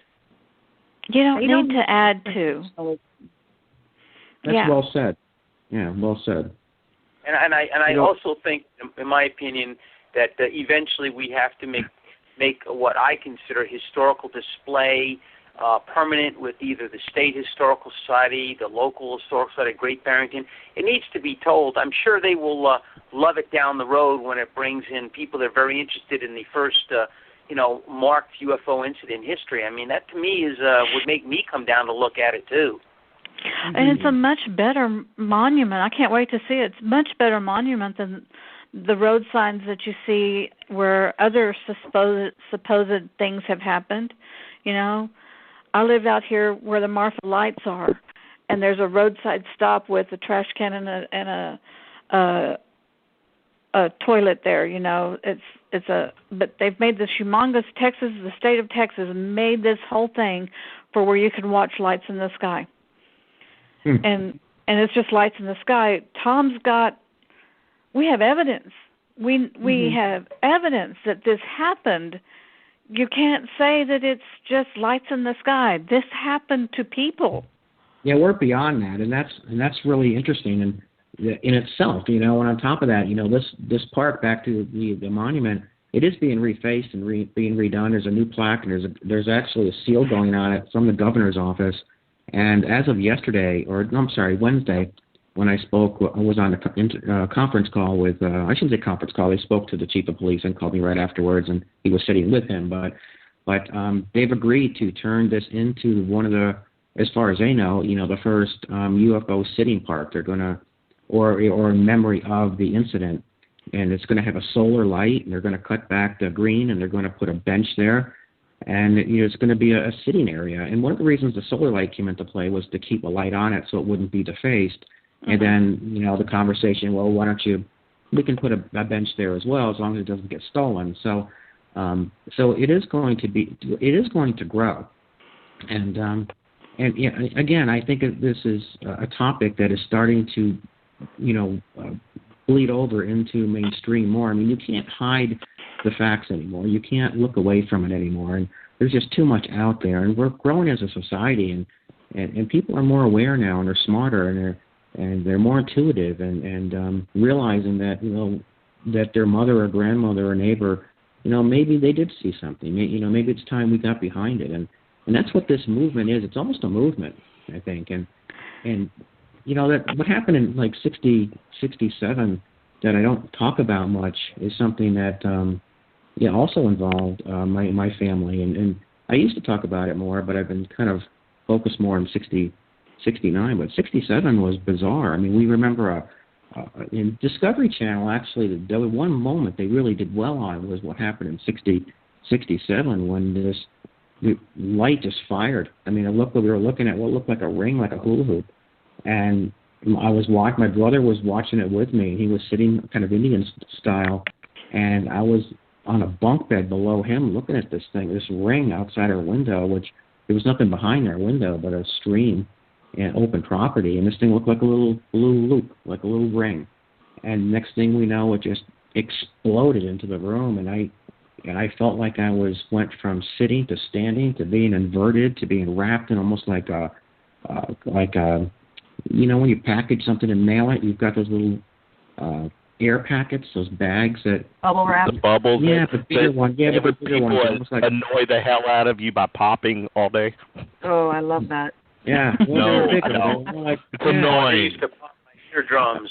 Yeah, I felt like I was wrapped in something like that. It was like, that's how I felt. I felt like I was wrapped in something like that, and I was like inverted, and I just remember this whitewash thing, and I remember that as well. And my mother remembered grabbing my brother and I out of the driveway and bringing us back into the house and sitting at the kitchen table, and she was getting us baby aspirin, and she was in a panic, and my brother and I remembered, the spot on our property vividly that we had never been to before. We used to have a hay baler on our property, and my mother never let us go past this yellow hay baler because if we fell or got lost or got hurt, she'd never know we were up there. We had 80 acres of property. That's the other thing about Sheffield. Where this happened, where the monument was, we had property that almost went all the way out that way. The people in Sheffield own a lot of acreage. There's people own 1,000 acres. I mean, there's that much land. So when we say we had, our property, I mean, we had 80 acres of property, and there was a hay baler that went up maybe 5 acres or 6 acres. Past that, we weren't allowed to go. And I kept looking at this corner of this property, and my brother too, and we just knew something was up there. And so that night when my mother brought us in, and we were like placid and not responding, and we remember, but physically we weren't moving very well. We seemed to be very out of it, very bland, very, we just weren't firing. But our minds were working fine, but our bodies were just placid. And so she laid us down in the living room. I slept on the sofa. My brother slept on the love seat. And she went over and got this powder stuff and was throwing it into the fireplace, trying to, so the flames would turn color. And that was something that she was trying to get our attention, but we just were like, blah, we're just not responding. But again, we remembered very well. And about, I don't know, a week later, I don't know how long it was, I had a pinto, because we had a horse farm.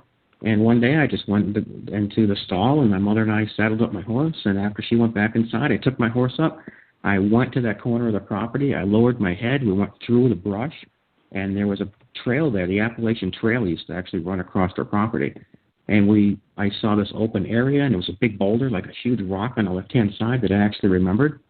And we went past that boulder, and I was riding the horse, walking the thing down the walkway there, and sure enough, off to the right was this big open area, and that's where it was.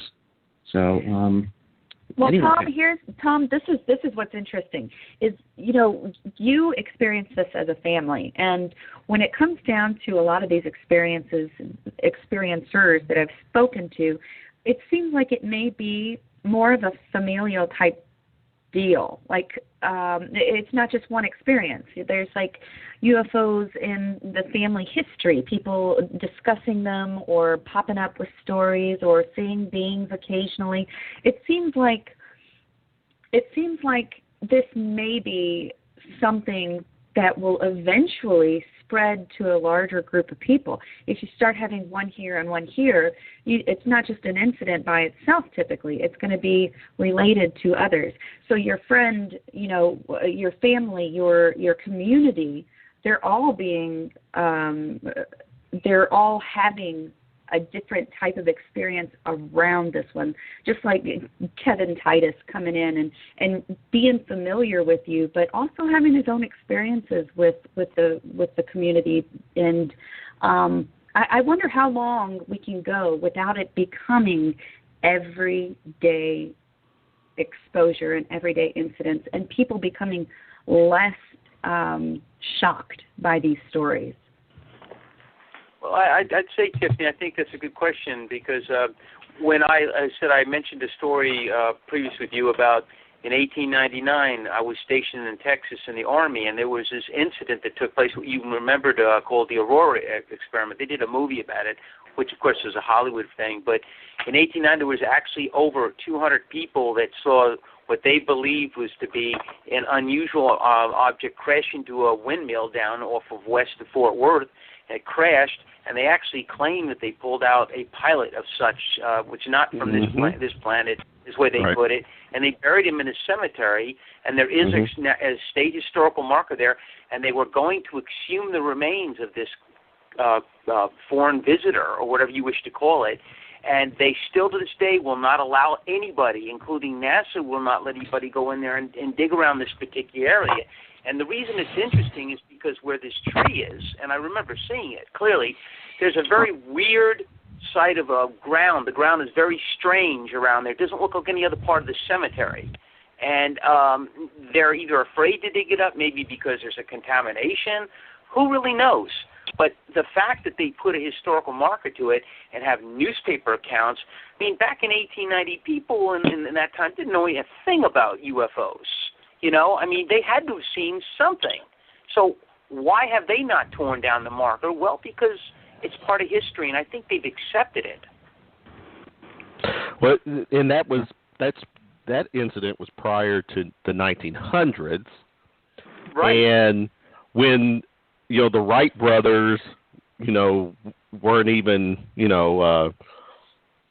hadn't done their thing yet when it came to the whole flying thing. So, and then it was put in the local newspaper of the said incident, and at that time you didn't have Big Brother looking over and out or interfere with these types of anomalies or events. So yeah, that's a whole other topic. But Thom, I got to ask you a question. Sure. You are I can barely hear you. You're breaking up really bad. Really? I'm sorry. Yeah. All right. You mentioned all this happened in 1969. No, not all of it. 66, 67, and 69. Well, all right. I'm thinking, what's the real truth? How old? Because you look. I was born in 67. You look like you're about my age. What's your secret? Are you? I'm almost 57, believe it or not. Oh, so you got some. I think you got some alien DNA in you to keep you. So, and that's why. Isn't that the truth? I don't know, man. I lived in Florida for 25 years in the Miami area, and I was out in the sun all the time, so I should look like a prune by now. So maybe I do. But I'm still convinced. I'm still convinced that anybody who has either an encounter, either witnesses something firsthand or has stories or visions or visits, it's because there's something about your genetic makeup that connects with the outer beings, if you will. And I just think the lucky ones are. It's not coincidence that Thom, Kevin, you all seen these things. It's because I think it's who you are. It's the connection that you have with these otherworldly beings. So and Tiffany and I know Tiffany's had her fair share of some things, and I haven't had those experiences because my connection's not there. It's how I see it. Yeah, it's funny. There's so many different little things that have spun from this. My son, he tested really highly in school. He was in the gifted program. He used to have these unnatural nosebleeds. He has a hole in his sinus cavity. X-rays for that. He's tested off the charts. He was doing actually first grade college math when he was in fifth, and it was just insane. And sometimes you wonder, what we'll be part of, and you don't really know, but I can tell you that I'm 5'6".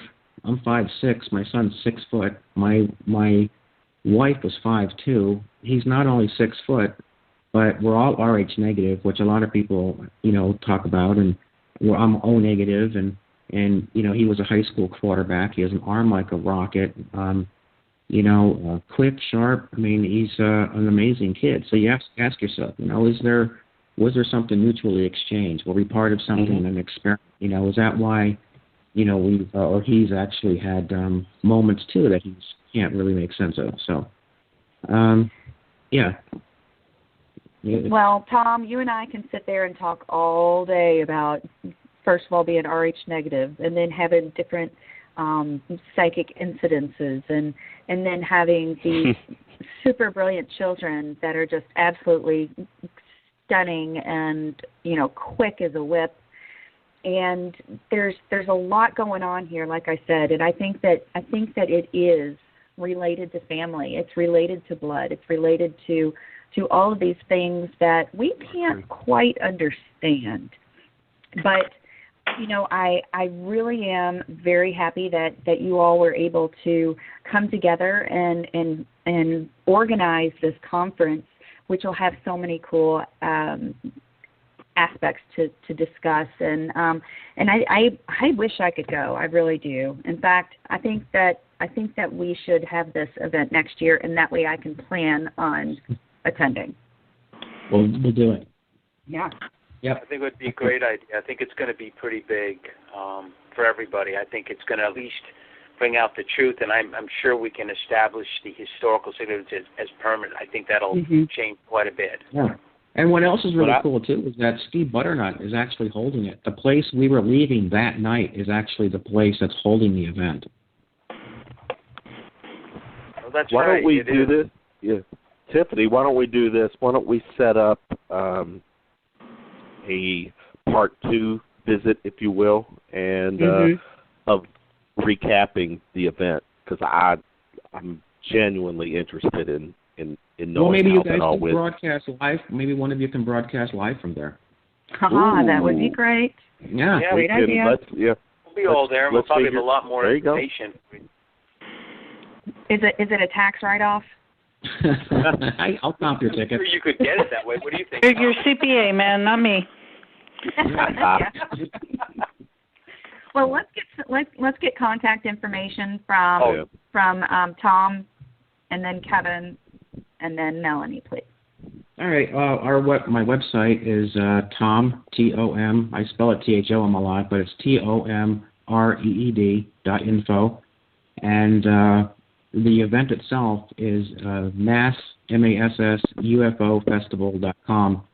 And again, also the Paroween is going to be able to offer tickets as well. But if I'm not mistaken, I think Melanie, you've got a link to your site as well for tickets, correct? Yes, I do. And my site. We were going to do Kevin first. So go ahead, Kevin. I'm sorry. Oh, okay. So thanks. You can contact me. I have the Facebook webpage is DEUA Historical Productions, and you can also get me Kevin Titus Facebook, and you can also contact me at KVN. TITUS, the number 5 at gmail.com, and if anybody wants to get one of my books by mail, they can contact me from there. And you can always find me at Melanie Young, Starchild, STARCHILD, Melanie Young, and my email's starchildmelanieyoung.com. Easy peasy. Hey, thanks, Kevin. Lemon squeezy. Oh, you're welcome, everybody, and thanks, Tiffany, Kevin, Melanie, and Thom. I've got a leave for a book signing tomorrow, so I've got to get up early. So I enjoyed talking to you. Let's get together again soon, and I'm looking forward to meeting you soon, Tiffany, again, and everybody. Yes, absolutely. At no time were any animals or people hurt during this presentation of Shooting from the Lip.